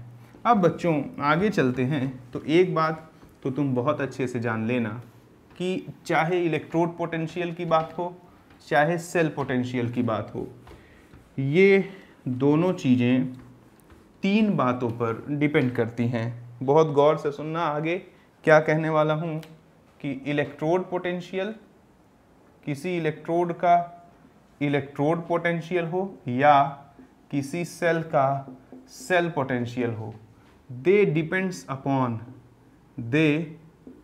Depends upon number 1 concentration of electrolyte solution या concentration of electrolyte, number 2 partial pressure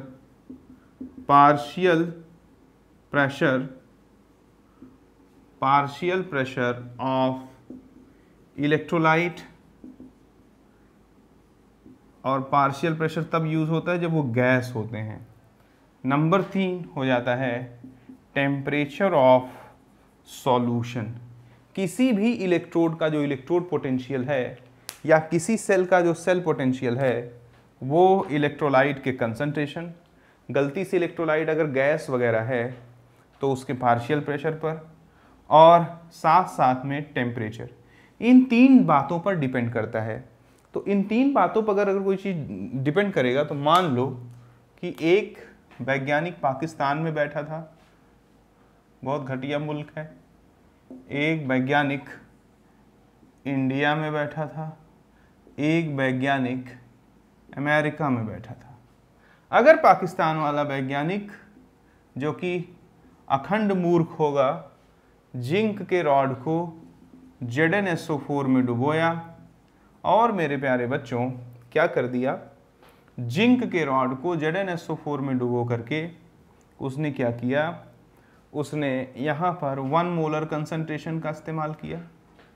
Bharat के वैज्ञानिक ने 2 मोलर का इस्तेमाल किया और अमेरिका के वैज्ञानिक ने 3 मोलर कंसंट्रेशन का इस्तेमाल किया।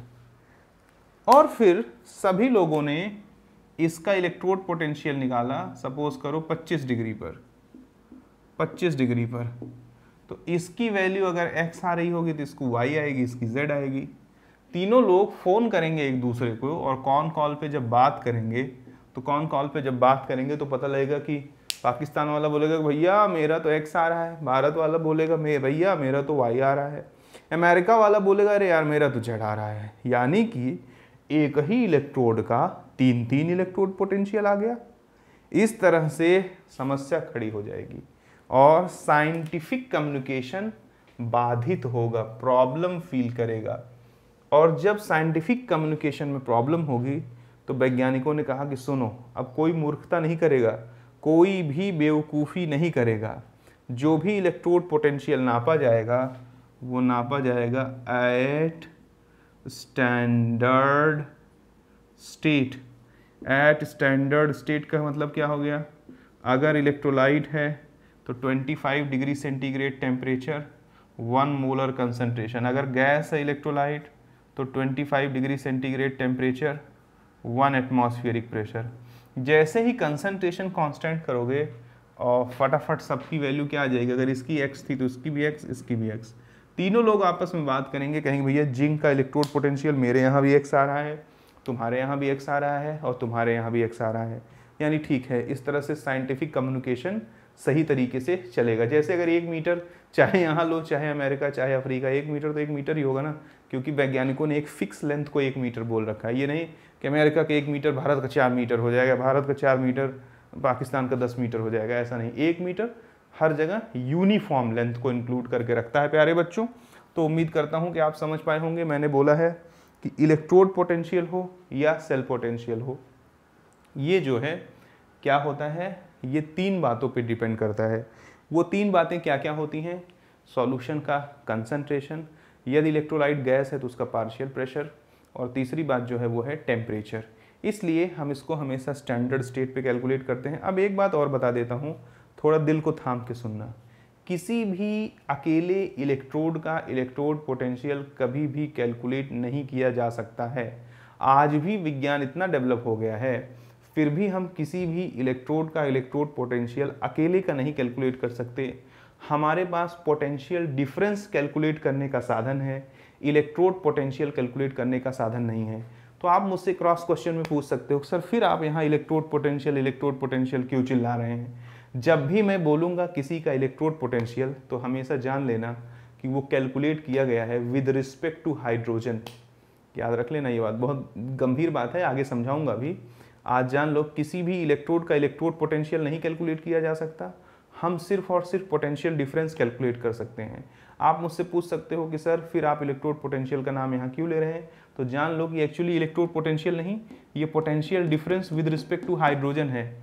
और विद रिस्पेक्ट टू हाइड्रोजन ही क्यों लेते हैं, ये बात की बात है। तो अभी आज तुम चलो इतना सुन लो, इतना सुनो खाली, कि हम किसी भी अकेले इलेक्ट्रोड का इलेक्ट्रोड पोटेंशियल कैलकुलेट नहीं कर सकते हैं। आप पूछोगे क्यों, उधार कर दो मुझ पे, 1-2 लेक्चर का टाइम दे दो मुझे। अभी तो बस इतना जानो कि अकेले किसी इलेक्ट्रोड का इलेक्ट्रोड पोटेंशियल नहीं निकाल सकते। जहां दिख रहा है समझ लेना विद रिस्पेक्ट टू हाइड्रोजन है। क्यों, इसके लिए मेरा आपकी बात मेरे पे उधार रही, 1-2 लेक्चर का आउट टाइम दीजिए, हाइड्रोजन इलेक्ट्रोड बताऊंगा तो वहाँ सारी चीज़ें बहुत ही जो है मैनर्ड वे में आपको डिलीवर करके समझाऊंगा।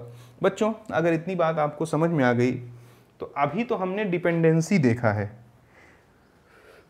डिपेंडेंसी कैसे होती है, जैसे कि कोई चीज़ वॉल्यूम पे डिपेंड करता है ये जानना, और वॉल्यूम पे कैसे डिपेंड करता है ये जानना, दोनों 2 बातें हैं। वॉल्यूम पे डिपेंड करता है यानी यहाँ पर ये इंफॉर्मेशन नहीं है कि वॉल्यूम बढ़ने पे बढ़ेगा कि घटने पे घटेगा, डिपेंड करेगा ये मालूम है। लेकिन अगर एग्जैक्ट डिपेंडेंसी मालूम चल जाए कि वॉल्यूम के बढ़ने पर कोई चीज़ बढ़ता है तो डायरेक्टली प्रोपोर्शनल है, घटता है तो इनवर्सली प्रोपोर्शनल है। तो अभी तक जो तुमने पढ़ा कि इलेक्ट्रोड पोटेंशियल कंसंट्रेशन, टेम्परेचर और पार्शियल प्रेशर पे डिपेंड करता है। कैसे डिपेंड करता है, इसको नर्स नाम के एक साइंटिस्ट ने दुनिया को समझाया। नर्स नाम के एक साइंटिस्ट ने दुनिया को समझाया, जिसे नर्स इक्वेशन के नाम से भी जाना जाता है। यानी कि the dependency of electrode potential on concentration, partial pressure and temperature is explained by Nernst, N-E-R-N-S-T, is explained by Nernst। यानी कि डिपेंडेंसी ऑफ इलेक्ट्रोड पोटेंशियल, पूरा लिख देता हूँ, डिपेंडेंसी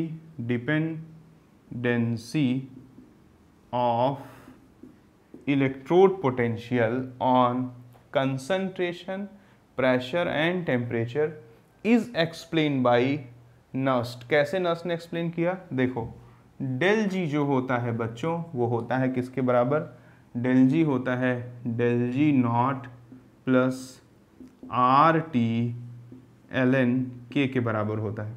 अगर डेल जी बराबर होता है del G naught plus R T L N K, तो हम लिख सकते हैं इसकी जगह minus N F E cell, ये बराबर होता है minus N F E cell naught plus R T L N K. यहाँ से E cell is equals to E naught cell minus 2.303, या ये सॉरी क्यू होता है, ये Q not K, Q 2.303 R T log Q हो जाएगा, और ये अपॉन में आ जाएगा एन इंटू एफ। अब ज़रा देखो, अभी थोड़ी देर पहले तुमने देखा था कि 25 डिग्री सेंटीग्रेड पर इतने की वैल्यू एट 25 डिग्री सेंटीग्रेड पर इतने की वैल्यू 0.0592 के बराबर होती है। तो अब ज़रा देखना, यहाँ से हम लिख सकते हैं कि E cell is equals to E naught cell minus 0.0592 upon N log Q आ जाएगा।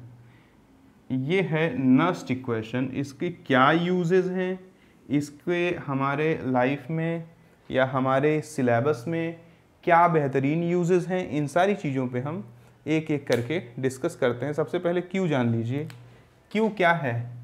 क्यू है रिएक्शन क्यूसेंट, जो कि अगर in terms of partial pressure निकाला जाए तो partial pressure of product upon partial pressure of reactant and raise to the power their respective stoichiometric coefficient. जो प्रोडक्ट का रिस्पेक्टिव स्टोइचियोमेट्रिक कोफिशिएंट होगा वो पावर में चला जाएगा, जो रिएक्टेंट का होगा वो भी पावर में चला जाएगा। और अगर QC की बात करें, यानी reaction quotient in terms of concentration, तो वो क्या हो जाएगा? Concentration of product upon concentration of reactant and raise to the power their respective stoichiometric coefficient. जैसे मान लीजिए कि अगर हमारे पास एक रिएक्शन है जिसमें A से B मिलता है, B के X मोल हैं, इसके Y मोल हैं, तो उसके लिए ये सुटेबल बैठेगा। अगर QC निकालते हैं तो ये आएगा, और अगर इस रिएक्शन का QP निकालते हैं तो ये आएगा, और QC निकालेंगे तो ये आएगा। यानी किसी भी रिएक्शन का अगर QC और QP निकालना है तो चुपचाप यही फॉर्मूले का यूज़ करना है। तो सबसे पहले आप देख लीजिए, सारी चीज़ों पे डिपेंडेंसी आपको समझ में आ गई। आप टेम्परेचर पे कैसे डिपेंड करता है देख लीजिए। टेम्परेचर बढ़ेगा तो ये ओवरऑल वैल्यू बढ़ेगी, और ये ओवरऑल वैल्यू बढ़ेगी तो ई सेल घटेगा।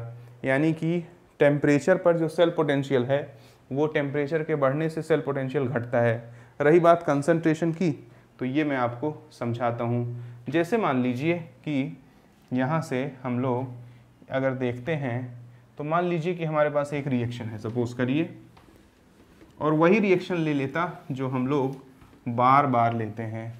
जैसे मान लीजिए कि हम लोग कहते हैं कि जिंक का ऑक्सीडेशन हो रहा है और कॉपर का रिडक्शन। अगर जिंक का ऑक्सीडेशन हो रहा है तो जिंक सॉलिड से और कॉपर एक्वस से। अगर मान लीजिए इसका कंसंट्रेशन है X मोलर, ये कन्वर्ट हो रहा है Cu सॉलिड में, और ये कन्वर्ट हो रहा है Zn+2 में, इसका कंसंट्रेशन है Y मोलर। अब अगर मैं इस पर नस्ट इक्वेशन लगाऊं तो E सेल जो है वो कितना हो जाएगा? E naught cell minus 0.0592 upon N। यहाँ पर कितने मोल इलेक्ट्रॉनों का ट्रांसफर हो रहा है? 2। जिंक 2 मोल इलेक्ट्रॉनों को दे रहा है और कॉपर 2 मोल इलेक्ट्रॉनों को ले रहा है, into log concentration of product यानी Cu Zn+2 upon concentration of reactant यानी Zn इंटू Cu+2। आप जानते हैं कि प्योर सॉलिड और प्योर लिक्विड का जो कंसंट्रेशन लिया जाता है वो 1 होता है। तो अगर वो 1 होता है तो ज़रा देखो, प्योर सॉलिड या प्योर लिक्विड का, प्योर सॉलिड या प्योर लिक्विड का कंसंट्रेशन 1 लिया जाता है। क्यों? समझा देंगे इक्विलिब्रियम में।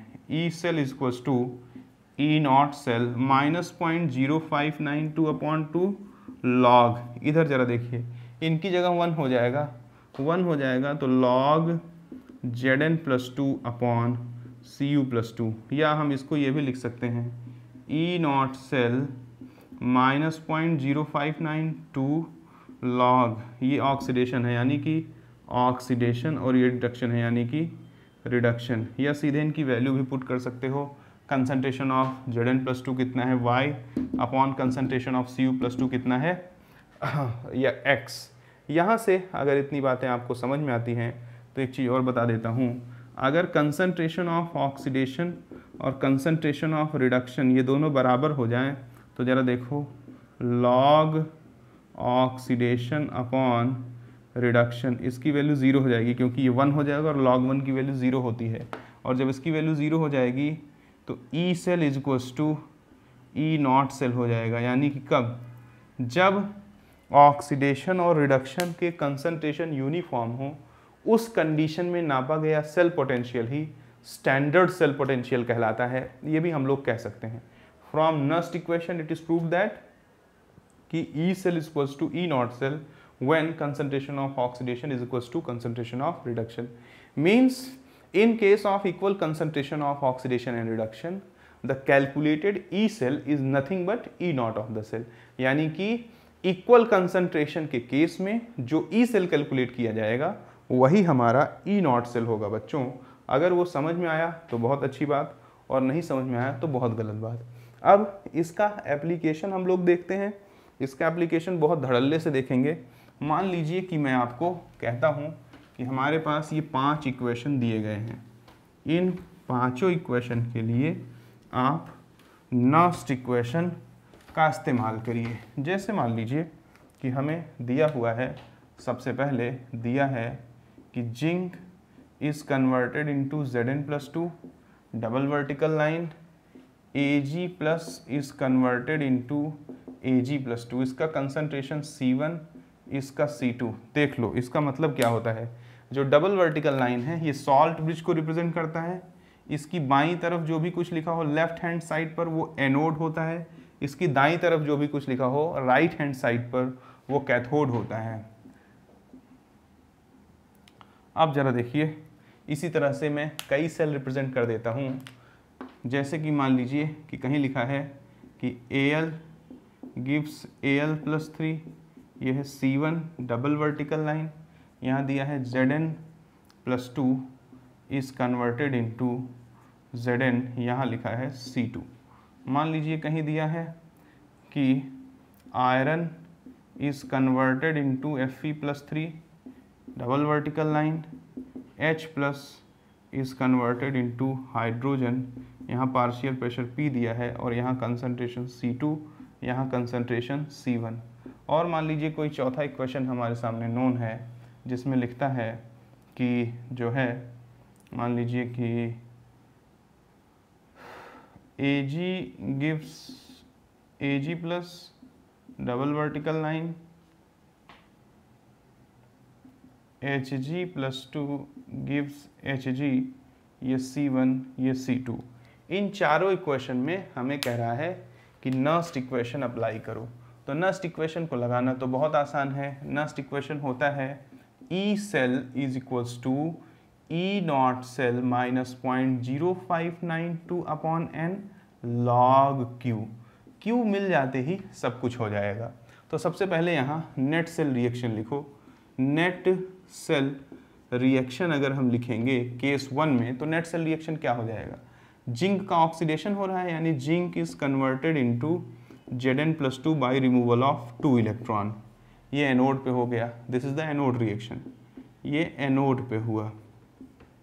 और सिल्वर का रिडक्शन हो रहा है, तो ऑक्सीडेशन रिडक्शन का नियम ये कहता है कि ऑक्सीडेशन में जितने इलेक्ट्रॉन रिलीज हो रहे हैं बच्चों, रिडक्शन में उतने ही एक्सेप्ट होने चाहिए। तो ऑक्सीडेशन में जरा देखो टोटल कितने इलेक्ट्रॉन रिलीज हो रहे हैं, 2 इलेक्ट्रॉन।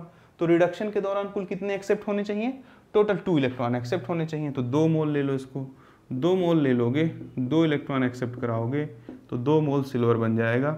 ये रिएक्शन नंबर 2 हो गया। बार बार नहीं लिखूंगा, ये एक बार लिख दे रहा हूँ फिर डायरेक्ट करूंगा। अब हमें नेट सेल रिएक्शन चाहिए तो एनोड प्लस कैथोड जोड़ दो। तो नेट सेल रिएक्शन के लिए एनोड प्लस कैथोड कर दो। जब जोड़ोगे तो क्या होगा, जिंक प्लस 2Ag+2 और gives Zn plus two Ag। Question में दिया हुआ है कि Zn प्लस टू का कंसंट्रेशन है C1 और इसका कितना है C2। तो प्यारे बच्चों यहाँ से आप जैसे ही पुट करोगे तो आप पा जाओगे कि Q की वैल्यू कितनी आ गई, यहाँ से Q की वैल्यू आ गई। अब जो भी प्योर सॉलिड है उन्हें नहीं लिख रहा हूँ, Q की वैल्यू आ गई C1 अपॉन C2। इसका स्क्वायर लगाना पड़ेगा। एक सेकंड चेक कर लेता हूँ, is everything is in frame और नॉट। या ओके, इट इज़ फाइन। यहाँ C1 और क्योंकि इसके सामने मोलर कोफिशिएंट 2 है, यही हर बच्चा गलती करेगा, तो C2 का हमने स्क्वायर कर दिया। Q की वैल्यू आते ही हम जब लिखेंगे क्या नस्ट इक्वेशन, तो नस्ट इक्वेशन हमारा क्या बन के तैयार होगा, हमारा नस्ट इक्वेशन बन के तैयार होगा इस सेल के लिए कि E cell is equals to E naught cell minus 0.0592 upon 2 log C1 upon C2 का स्क्वायर।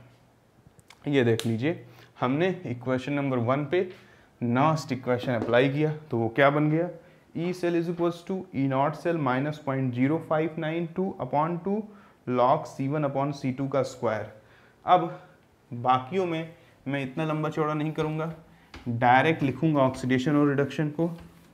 आप तोड़ तोड़ के चाहना तो लिख लेना। जैसे यहाँ पर इसका ऑक्सीडेशन हो रहा है, इसका रिडक्शन, तो यहाँ पर जो नेट सेल रिएक्शन बनेगा दोनों को जोड़ने से वो मुझे दिख रहा है, आप देखो आपको दिख रहा है कि नहीं, Al और प्लस Zn प्लस 2 ये दे देगा Al प्लस 3 और प्लस Zn। अब देखो ये 3 मोल इलेक्ट्रॉन रिलीज करेगा और ये 2 मोल लेगा, तो इसमें तुम क्या करो, 2 से मल्टीप्लाई कर दो और इसमें 3 से मल्टीप्लाई कर दो, तो इलेक्ट्रॉन बैलेंस हो जाएगा और total number of moles of transferred electron 6 मोल हो जाएंगे। अगर total number of transferred moles of electron 6 मोल हो जाएंगे तो अब जरा देखो, सबसे पहले इस रिएक्शन के लिए Q लिखो। Q लिखोगे तो जो प्योर सॉलिड हैं उनमें कोई छेड़खानी करने की ज़रूरत नहीं है, क्योंकि प्योर सॉलिड और प्योर लिक्विड का जो कंसंट्रेशन लिया जाता है वो 1 लिया जाता है। तो Q हो जाएगा क्या, कंसंट्रेशन ऑफ Al प्लस 3 का square upon concentration of Zn plus 2 का क्यूब। Al प्लस 3 का अगर हम कंसंट्रेशन की बात करें तो Al प्लस 3 का कंसंट्रेशन दिया है C1 का स्क्वायर C2 का क्यूब। तो क्या हो जाएगा जरा देखो, ई सेल जो होगा वो हो जाएगा ई नॉट सेल माइनस 0.0592 अपॉन कितने number of moles of electron transfer हुए, 6 लॉग C1 का स्क्वायर अपॉन C2 का क्यूब। ये हो गया नस्ट इक्वेशन जब हम इक्वेशन नंबर 2 पे अप्लाई किए उस स्थिति में। ठीक इसी तरह से हम इक्वेशन नंबर 3 पे नस्ट इक्वेशन अप्लाई कर लेंगे, और जब प्यारे बच्चों इक्वेशन नंबर 3 पे नस्ट इक्वेशन अप्लाई करेंगे तो आपको गैस मिलेगा, और गैस के केस में हम लोग पार्शियल प्रेशर को कंसीडर करते हैं। जैसे देखिए नेट सेल रिएक्शन यहाँ क्या हो जाएगा, डायरेक्ट लिखता हूँ, देखो Fe दे देगा, Fe ऑक्सीडाइज होगा, H प्लस रिड्यूस होगा, ये दे देगा Fe प्लस 3 और एक्वस, ये भी एक्वस, और ये दे देगा हाइड्रोजन। बैलेंस करेंगे तो ये 3 मोल इलेक्ट्रॉन देगा। तो सबसे पहले ये 2H है तब तो ये बैलेंस होगा, ठीक है। अब अगर ये 3 मोल इलेक्ट्रॉन लिया, इसने 3 मोल इलेक्ट्रॉन दिया तो 2 3 6, भाई ये 2 मोल इलेक्ट्रॉन लेगा और ये 3 मोल इलेक्ट्रॉन देगा। तो हमको इसके सामने जैसे देखो Fe देता है Fe प्लस 3 मोल इलेक्ट्रॉन, 2H प्लस लेता है 2 मोल इलेक्ट्रॉन, तो क्या बना देता है H2। अब हमको इलेक्ट्रॉनों को बराबर करना है, इसमें 2 से इसमें 3 से मल्टीप्लाई करेंगे, तो जैसे ही 3 से मल्टीप्लाई करेंगे तो ये क्या हो जाएगा 6H प्लस, ये हो जाएगा 3 मोल हाइड्रोजन, ये 2 और ये 2। अब झट से आंसर आ जाएगा। अगर हम यहाँ पर सीधे Q की बात करें तो Q क्या हो जाएगा, हम इसे और इसे कंसीडर करेंगे क्योंकि इसका पार्शियल प्रेशर P दिया है। तो Q क्या हो जाएगा जरा देखो, पार्शियल प्रेशर ऑफ हाइड्रोजन का cube into concentration of Fe+3 का square upon concentration of HIn⁶। इसका नहीं लेंगे क्योंकि प्योर सॉलिड है। अब जरा देखो, partial pressure of hydrogen P दिया है, P का क्यूब इंटू Fe+3 का कंसंट्रेशन कितना दिया हुआ है, C1 दिया हुआ है, C1 का स्क्वायर अपॉन H+ का कितना दिया है, C2⁶। तो जब यहाँ पर हम लिखेंगे तो E सेल जो है वो हो जाएगा E0 सेल -0.0592/6 log P का क्यूब C1 का square upon C2⁶। This is the application of Nernst equation on the equation number 3। आज सिर्फ एप्लीकेशन करा रहा हूँ जिससे कि नस्ट इक्वेशन को किसी इक्वेशन में लगाते कैसे हैं ये बेसिक स्ट्रक्चर आपको क्लियर हो। बाकी चीज़ें हम आपको समझाएंगे। जैसे लास्ट क्वेश्चन है, अगर लास्ट क्वेश्चन पे नस्ट इक्वेशन लगाना हो तो प्यारे बच्चों आप लोग क्या करेंगे, वो भी आप लोग देख लीजिए, वो भी आप लोग समझ लीजिए। अगर लास्ट इक्वेशन की बात करते हैं जो कि हमारा है इक्वेशन नंबर 4, तो इक्वेशन नंबर 4 को अगर हम लोग देखते हैं तो क्या होगा जरा देखिए। इक्वेशन नंबर 4 में नेट सेल रिएक्शन क्या होगा, सिल्वर ऑक्सीडाइज होगा, मर्क्यूरी रिड्यूस होगा, ये बनाएगा Ag+, ये बनाएगा Hg, 2 मोल इलेक्ट्रॉनों का ट्रांसफ़र होगा, तो यहाँ पर N हो जाएगा 2 और Q क्या हो जाएगा जरा देखो, कंसंट्रेशन ऑफ Ag+ का स्क्वायर अपॉन Hg+2। Ag+ का कंसंट्रेशन कितना है, C1 का स्क्वायर अपॉन C2, तो E सेल जो होगा वो हो जाएगा E0 cell -0.0592/N2 log Q की जगह C1 का स्क्वायर अपॉन C2। तो यहाँ हमने देखा बच्चों नस्ट इक्वेशन क्या बताता है हमको, किस तरह से नस्ट इक्वेशन का एप्लीकेशन हम किसी इक्वेशन पे करते हैं। बहुत बेसिक बात है। अगला लेक्चर जो कल का होगा उस पर पूरा हम नस्ट इक्वेशन पर कितने तरीके के न्यूमेरिकल बन सकते हैं, या अभी इन 2 लेक्चरों में जो भी कुछ हमने पढ़ा है उस पर कितने डाइवर्स तरीके से क्वेश्चन करा सकता है, इसको हम नेक्स्ट लेक्चर में करेंगे। आज के लिए इतना पर्याप्त है। आप सभी बच्चों को मेरी तरफ से बहुत बहुत धन्यवाद।